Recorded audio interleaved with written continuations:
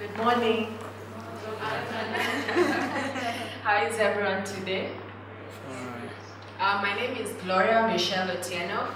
I'm the CEO of Records for Kenya Consultants Limited. If you've heard of Records for Kenya, it's an organization that specializes in recruitment, training, strategic planning, salary surveys, psychometric testing, and basically anything to do with HR. Now, funny story. When I started Records for Kenya, I'm actually not HR skills-based trained. I studied pharmacy in university. I graduated with a bachelor's degree in pharmacy. Can you hear me? Yes. I feel like I can't even hear myself, but anyway. So, I did B.Pharm, clinical pharmacology. How did I end up in HR? When I did my graduate studies, I realized that I'm not passionate about what I'm studying. I told my parents about it. They told me that you can't quit, you have to keep going. So I came back into Kenya. I worked in Kenya Airways. I got a job at Kenya Airways, and at the time everyone was looking at me like, wow, you have a prestigious job, you're working at KQ. But I was working at KQ in customer service. So I'm a pharmacist now working in Kenya Airways as a customer service agent. Wow, how did I get there? So, two life-changing things happened to me while I was working at Kenya Airways. One, I lost my granddad. Losing my granddad was the hardest thing, but it was also an eye-opening moment because when I was at the funeral, I realized that he had done so many things. This one person had become an accountant, he was a librarian, he started his own business as an accounting, a chief accountant. So I was like, how can one person do all these things? And it sparked something in me. I felt like, okay, why am I stuck here in customer services? I can do something else. So I got back, still went back to KQ, continued working there for some time, and then I realized I got into an accident, a really bad one on Gong Road. So after that, I realized, I was like, if I died today, what would people say about me? They come to my funeral, what would they actually say about me? Who was Gloria? Who is Gloria? So those are the things that made me wake up and realize that, wow, if I did die, people would look at me like, oh, that's just a customer service agent at KQ, and that was it. So I needed to do something that was different, something that would create value, and something that people would remember me for. So that's how Records for Kenya came about. I started doing CVs for people, and I would only charge 200 bob. So each person I do a CV for, I just get 200 bob. So in a day, I'd make maybe about 1,000 bob, and yeah, that was it. So I realized I started making money every single day, and I discovered that I can actually profit out of this idea. I quit my job. I didn't tell my parents I quit my job, because if I did, they would have probably told me to keep going, and yeah, that wasn't an option. So I quit my job, and then I continued doing CVs for people. I was good at it, people were getting interviews. From there now is when I realized, okay, what more can I do? People are getting interviews, but they're not getting jobs. So how do we help these people get jobs? I started an interview training kind of thing, but now I was doing it from my home. So I would actually get people to come to the house, where I was also writing CVs. Come to the house, let me train you how to present yourself for an interview, and then go for your interviews, get your job. So, long story short, fast forward, I made some money. I was able to get an office on Gong Road. We got an office, we moved into the office, and the business continued from there. But now I wasn't making enough money to pay people, and then at the same time, pay for the office space. So I needed to diversify my services. I diversified my services, and at the same time, I got more employees that could work in those services, because remember, I wasn't a trained HR, I was a pharmacy graduate. I just had critical thinking skills, problem solving skills, which are required in any business, and that is what kept me going.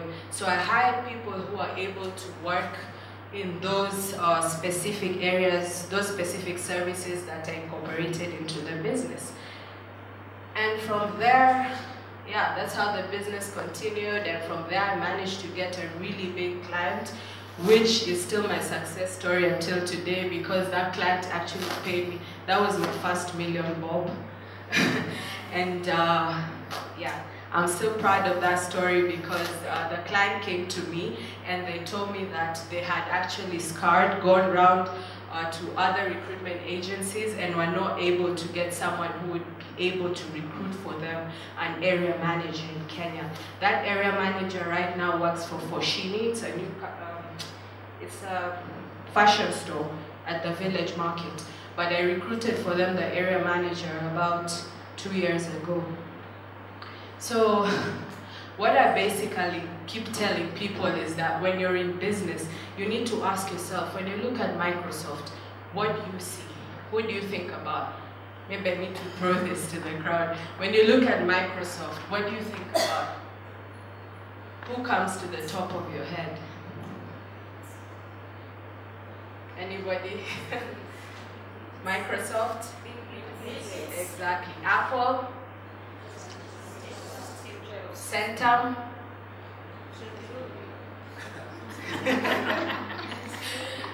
Safaricom? Joseph. Yes. So basically, when you start a business, you have to think about, am I going to be that icon?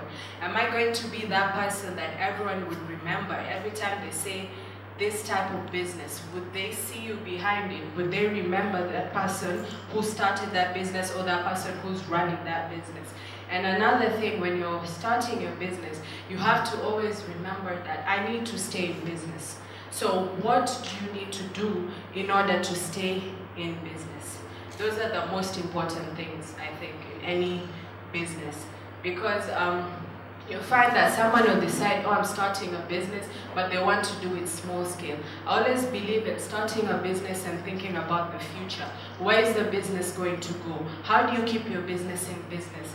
That's by simply registering the business, having it registered properly with the government, citizen. After registering your business, the first thing, ensure that you have tax compliance. You can get that immediately when you register for a PIN.